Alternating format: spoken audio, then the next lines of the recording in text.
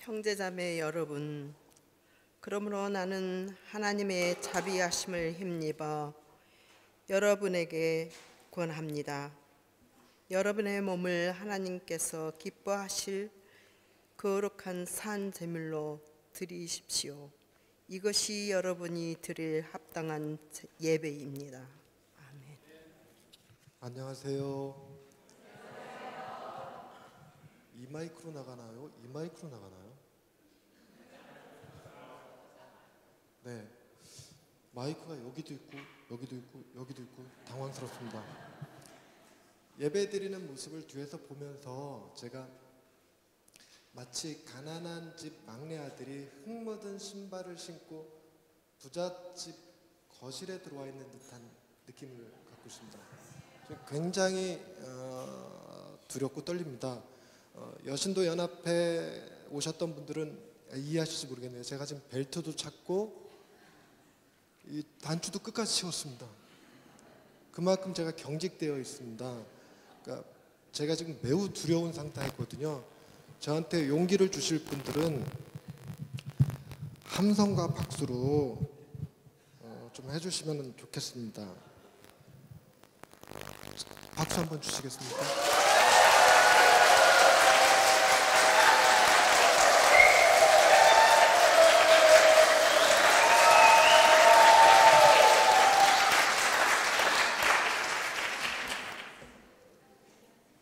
기도하겠습니다. 하나님, 부족한 종을 홀로 두지 마시고 이 종을 통하여 주님 친히 말씀하옵소서.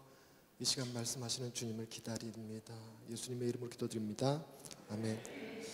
제가 마음이 지금 매우 힘든 게, 제가 독일에 와서 다멘이라고 쓰여 있는 그 문을 열었을 때보다 더 힘들어요. 저쪽에는 분명 허라고 써 있었는데 왜 그쪽이 남자인지 모르겠습니다. 제가 성경을 볼 때 성경 속에서 참 불쌍하게 느껴진 짐승이 있었습니다. 하나님이 태초에 천지를 창조하시고 에덴 동산을 지으시고 거기에 선악과를 두셨죠. 그리고 말씀하셨습니다. 선악과를 먹는 날에는 정령 죽으리라 말씀하셨죠. 그랬는데 아담과 하와가 그걸 못 지키고 따먹고 말았습니다.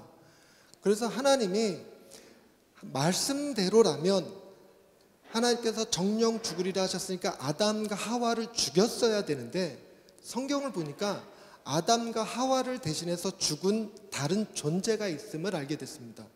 뭘 통해서 알게 됐냐면 가죽옷이라고 하는 이름 때문에 그렇습니다. 여러분, 가죽옷은 짐승이 죽어야지만 만들 수 있잖아요. 그러니까 사람이 범죄했는데 왜 짐승이 죽어야 했을까? 여러분, 제가 상상을 할 때는 그때 당시에는 짐승들이 말을 하지 않았을까 이렇게 생각합니다.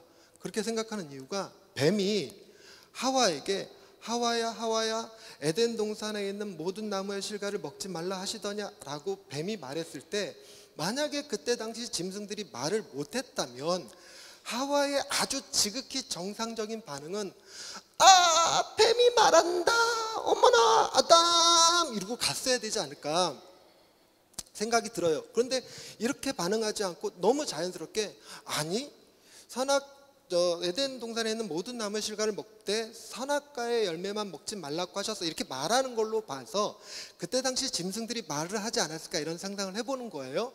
그런 상태에서 하나님께서 가죽옷을 지어 입히시기 위해서는 짐승 한 마리를 잡았어야 될 텐데, 여러분, 부정한 짐승과 정결한 짐승 중 어느 짐승을 잡았을 가능성이 클까요? 정결한 짐승을 잡으셨겠죠.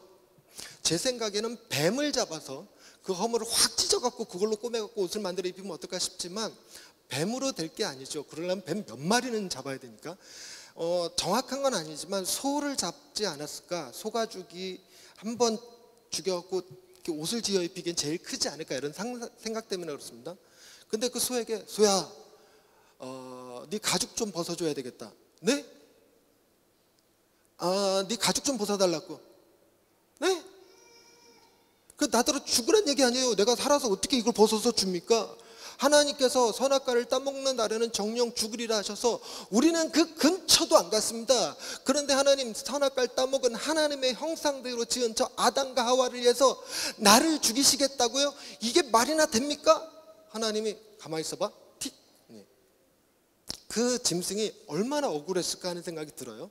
근데 이런 억울한 짐승들이 여기 말고도 성경에 군데군데 더 나오더라고요.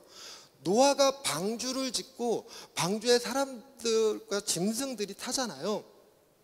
방주를 다 지은 다음에 아마도 노아가 그 가족들과 함께 더불어서 길거리에 나가서 사람들을 붙잡고 방주에 타야 된다고, 하나님께서 물로 심판하시니까 방주에 타서 구원을 얻어야 된다고 붙잡고 말했을지도 모르겠어요.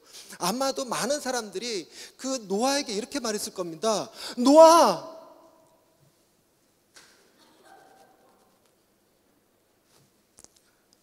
네, 죄송합니다. 근데 그 방주에 탄 짐승들이요, 성경에 보니까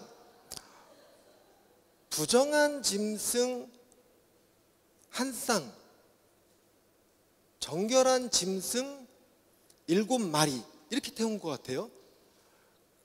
근데 생각해 보면 왜 정결한 짐승은 3쌍이 아니고 3쌍 플러스 1마리가 더 탔을까 궁금하잖아요. 근데 성경을 읽다 보니까 뒤에 방주에서 나와서 노아가 정결한 짐승들 가운데 1마리를 잡아서 그걸로 하나님 앞에 번제로 드리고 하나님이 그 향기를 받으시고 무지개로 언약을 맺어주시는 장면이 나와요. 그래서 아마도 번제에 쓰일 짐승을 1마리 더 태운 것 아닐까 그 생각이 듭니다. 근데 생각해 보면 누가 번제로 쓰일까? 3쌍 1마리니까 짝을 찾지 못한 짐승은 번제물이 되지 않았을까 싶습니다. 참 억울하지 않겠습니까? 짝을 못 찾은 것도 억울한데 죽기까지 해야 되는 거예요. 근데 가만히 생각하면 물 피해서 왔더니 방주에서 나오자마자 불 만나갖고 죽는 거잖아요. 저희 한국에서 이런 말 합니다. 쓰레기차 피하려다가 똥차 치였다고 하는 소리 듣거든요. 그런 것처럼 물 피했더니 불 만나 죽은 이 짐승이 제게는 참 불쌍해 보였습니다. 그리고 제일 불쌍했던 짐승은 베세메스 암소라고. 별 얘기 안 했는데 왜 절 보자마자 웃으시는지. 네, 그러시군요. 감사합니다. 베세메스 암소 이야기가 나오는데요. 블레셋과 이스라엘이 전쟁하다가 이스라엘이 계속 싸움에서 지니까 그때 제사장이 장로들과 협의해서 법궤를 들고 나가서 싸우면 이기지 않겠는가? 라고 하는 다소 미신적인 생각을 가졌던 것 같아요. 그래서 법궤를 들고 나갔다가 전쟁에서 지고 법궤마저 빼앗기는 사건이 있었습니다. 근데 그 법궤가 전리품이잖아요.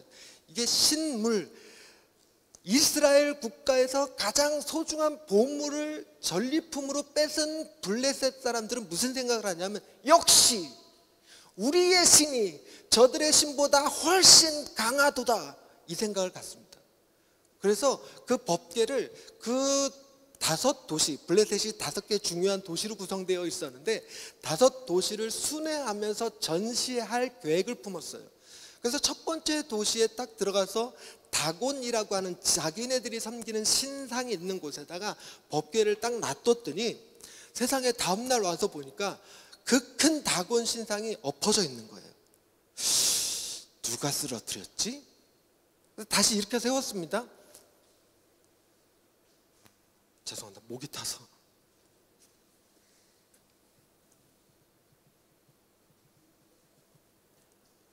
제가 지금 얼마나 떨리는지 여러분 상상도 못하세요.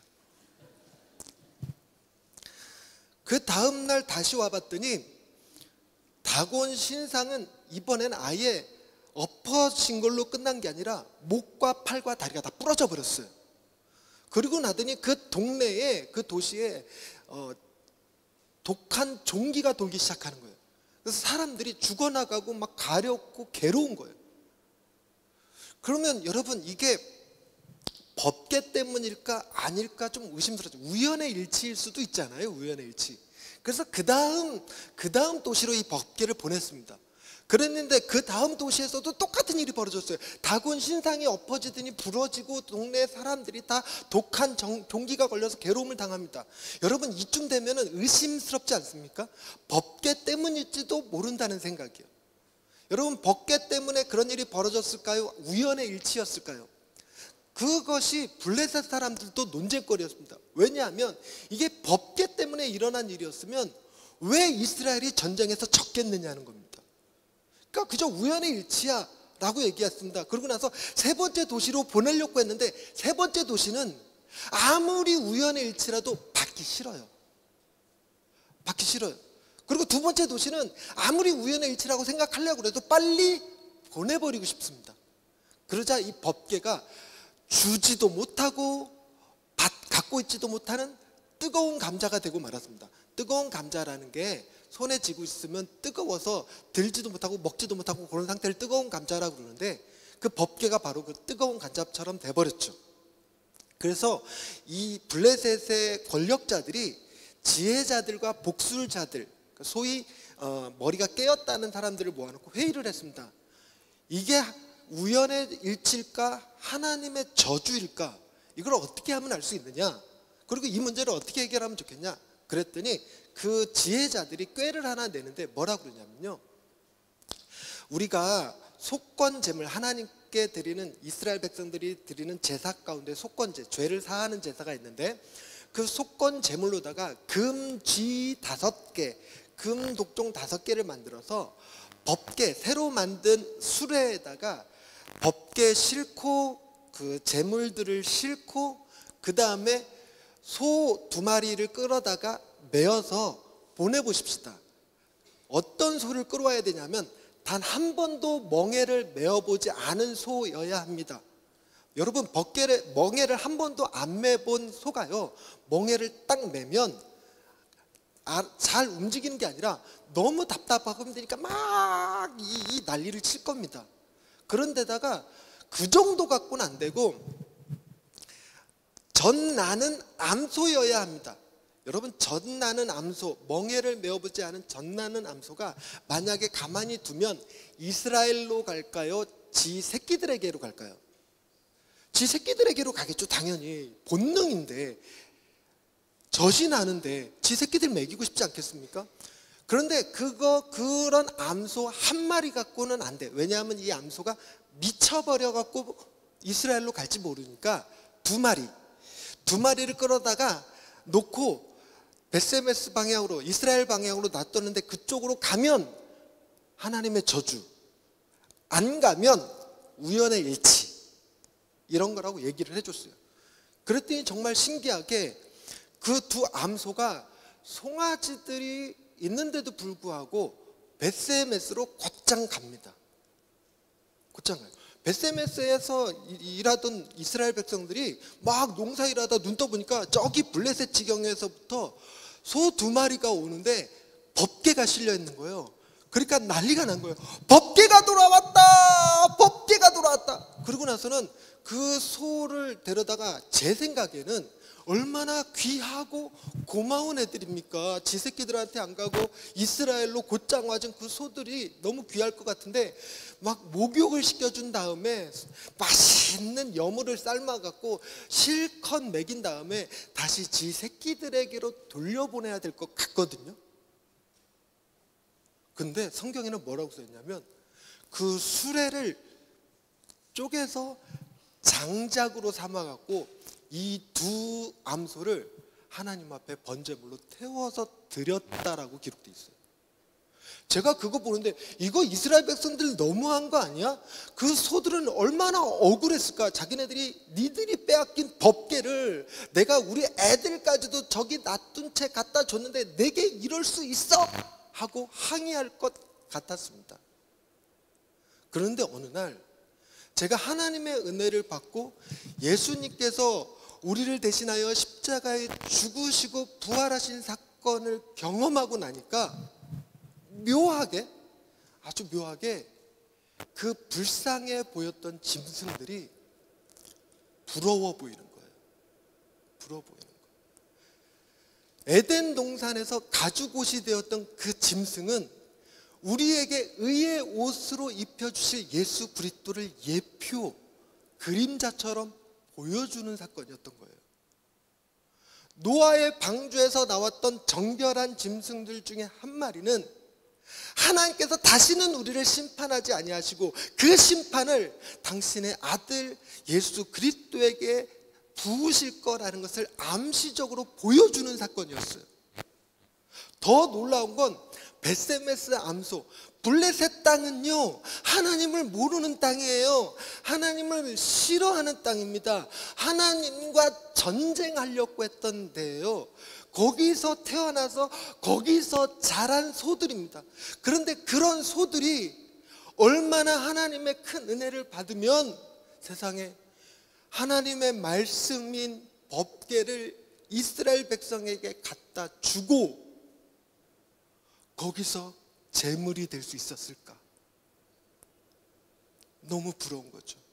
오늘 우리가 읽은 본문 말씀은 하나님의 모든 자비하심으로 우리를 권한다라고 시작되는 바울의 권면입니다. 거기에 좀처럼 우리가 잘 행할 수 없는 것 같은 너희 몸을 산 제물로 드리라라는 표현이 나와요. 어떻게 그럴 수 있을까요? 그들처럼 우리는 정결하지가 않습니다. 우리는 하나님이 기뻐 받으실 만한 사람들이 못 돼요. 흠이 많고 죄가 많죠. 저 역시 연약합니다. 심장병이 있고 한때는 하나님을 저주하며 떠났던 사람이죠. 그런데 이런 제가 하나님 앞에 예배를 드린다고 해서 하나님이 기뻐 받으실까? 정말 하나님의 자비하심 아니고서는 불가능하겠다라는 생각이 들었습니다. 그럼에도 불구하고요. 그 짐승들이 부러워 질투가 나는 거예요. 질투가 나. 근데 감당할 힘은 없어요. 그 짐승들처럼 희생 제물이 되는 일, 예수 그리스도를 이 땅에 보여주는 일 감당할 자신이 없는 겁니다. 그러던 어느 날 찬양을 통해서 뭔가 도전이 됐어요. 그 찬양을 한번 같이 부를 수 있으면 참 좋겠습니다. 나의 주, 나의 하나님이라는 찬양입니다.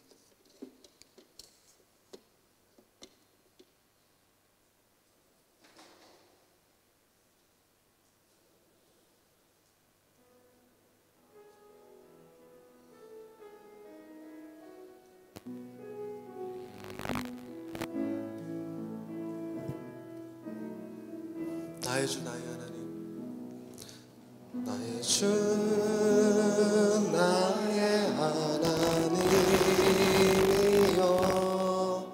주를 경배합니다. 주 사랑하는 나의 마음은 주께서 아시나이다. 깨트릴 옥합, 깨트릴 옥합 내게 없으며 주께 드릴 양이 없지만 하나님 형상대로 날 빚으사 새 영을 내게 부어주소서. 나의 주, 나의 하나님이여, 주를 경배합니다. 주 사랑하는 나의 마음은 주께서 아시나이다. 고통 속에 방황하는, 고통 속에 방황하는 내 마음, 주께로 갈 수 없지만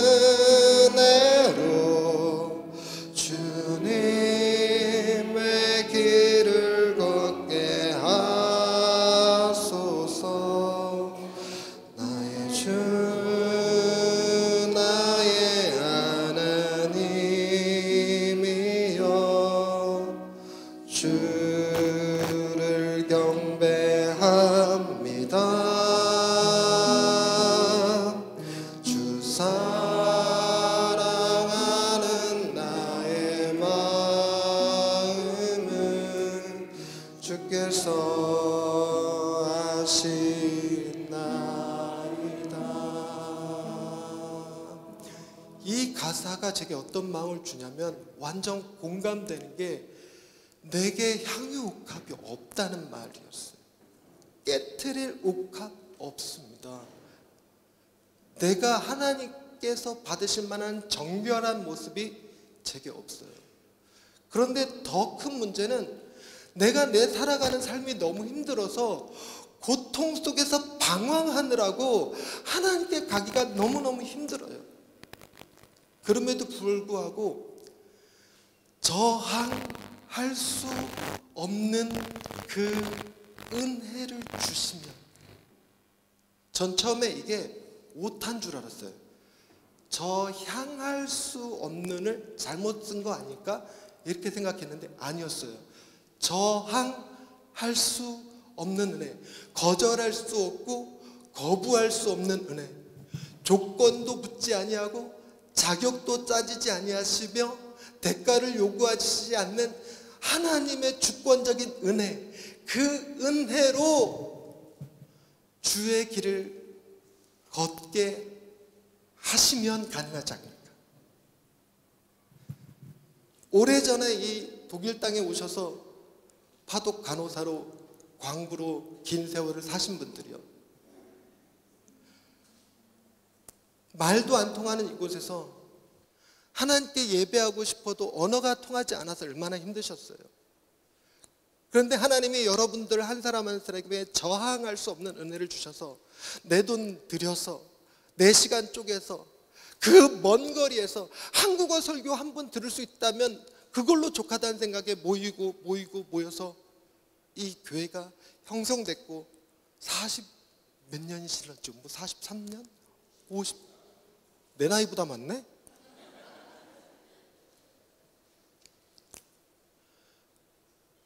그게 여러분이 하려고 맘먹었다면 할 수 있는 일이었을까요? 하나님이 주신 은혜 때문이 아니었을까요? 오늘은 어린이 주일이면서 교사 헌신 예배입니다. 교사로 아이들 앞에 서는 거 두렵고 떨리죠.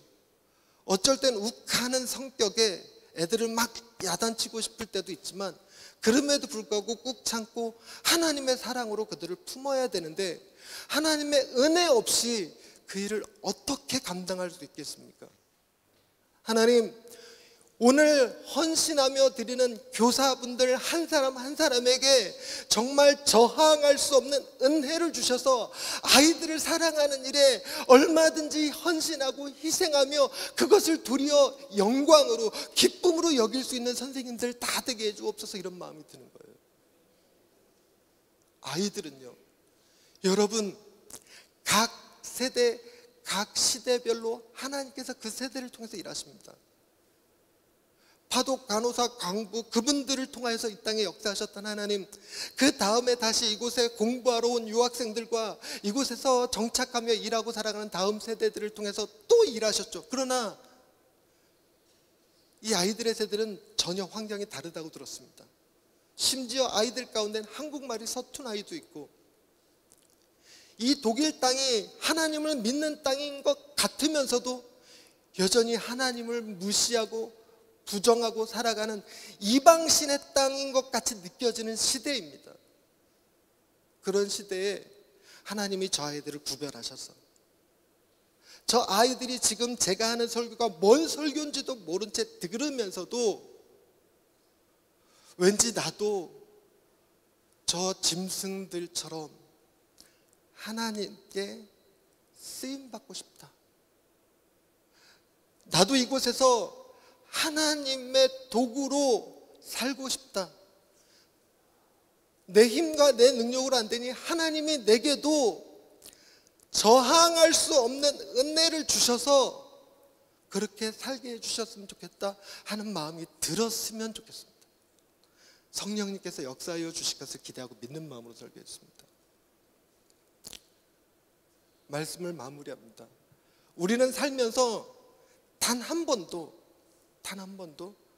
하나님이 기뻐하실 만한 거룩한 영적 예배 드리는 것은 불가능합니다. 우리는 단지 그 흉내만 낼 수 있을 뿐이죠. 그럼에도 불구하고 하나님은 모든 자비하심으로 우리의 예배를 받아주고 계세요. 그리고 이 가운데서 자원하는 사람들을 통하여 하나님이 이 독일 땅에 일하고 싶어 하실 거라는 믿음이 있습니다. 그래서 이 찬양을 다시 한번 부를 때에는 하나님, 저에게도 저항할 수 없는 그 은혜 주세요. 내게는 하나님께 드릴 옥합이 없지만 그럼에도 불구하고 하나님이 내게 엄청난 은혜를 주셔서 저도 주의 길을 걷게 해 주옵소서 라는 마음의 기도가 있으신 분들은 일어서서 같이 찬양하고 제가 기도하고 마치도록 하겠습니다.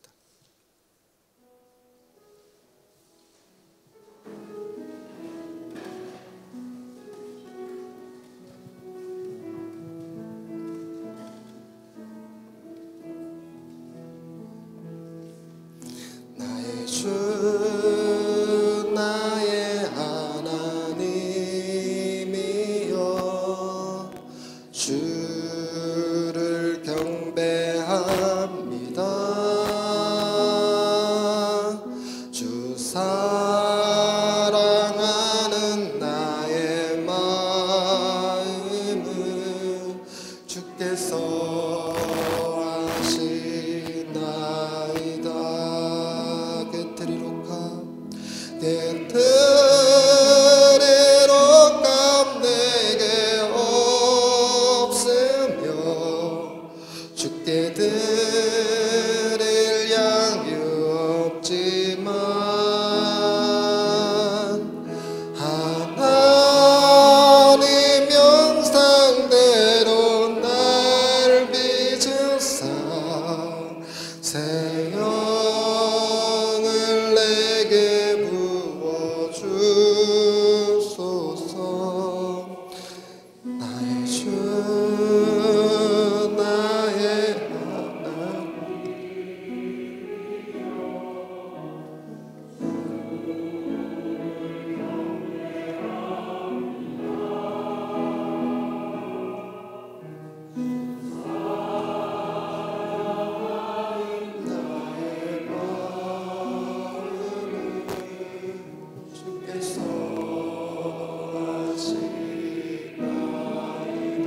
고통 속에 방황하는 내 영혼, 고통 속에 방황하는 내 영혼, 주께로 갈 수 없지만 저항할 수 없는 그네로 주님의 길을 걷게 하소서. 나의 주 나의 하나님이여 주를 경배합니다. 주 사랑하는 나의 마음은 주로 아시나이다. 하나님, 주님을 사랑하는 마음 우리 안에 가득합니다. 그러나 내 모습이 연약하여 하나님께 마땅히 드릴 향이 옥합도 없고 깨뜨릴 용기도 없음을 고백합니다. 그런 저희들이지만 하나님이 지금까지 사랑해 주셔서 50년이 넘는 시간 동안 이곳에서 하나님을 예배하며 다음 세대들에게 하나님의 사랑을 전하며 살게 하신 것 감사합니다. 하나님, 이 시간 간절히 구하오니 아버지여, 저항할 수 없는 은혜, 우리 70, 80 되신 분들에게 주셨던 그 은혜가 다음 세대에게도 고스란히 이어지게 하여 주옵소서. 선생님들을 통하여서 보여주시는 하나님의 은혜가 우리 아이들에게 전해지게 하여 주옵소서. 하나님께서 우리를 위하여 어떤 일을 행하셨는지 마음에 깨닫고 우리도 부족하지만 하나님 앞에 산 제물로 예배하고 싶은 소망이 가득하게 하옵소서. 세상의 말로 설명하고 이해되지 않습니다. 내가 왜 그러는지도 모르지만 그럼에도 할 수 있는 것, 예배드릴 수 있는 것, 하나님의 말씀을 세상에 전할 수 있는 것, 하나님께서 저항할 수 없는 은혜를 주셨기에 가능함을 믿습니다. 아버지여, 우리 모두가 다 하나님 앞에서 그 저항할 수 없는 은혜를 받아 나도 저 짐승들 같이 내게 기회만 되면 하나님 앞에 산 제물로 드리기를 원합니다. 고백하게 하옵소서. 지금 이 시간 우리의 마음을 하나님 앞에 모두 드립니다. 이 예배가 우리의 거룩한 산 제물로 드리는 영적 예배가 되게 하옵소서. 예수님의 이름으로 기도드립니다. 아멘.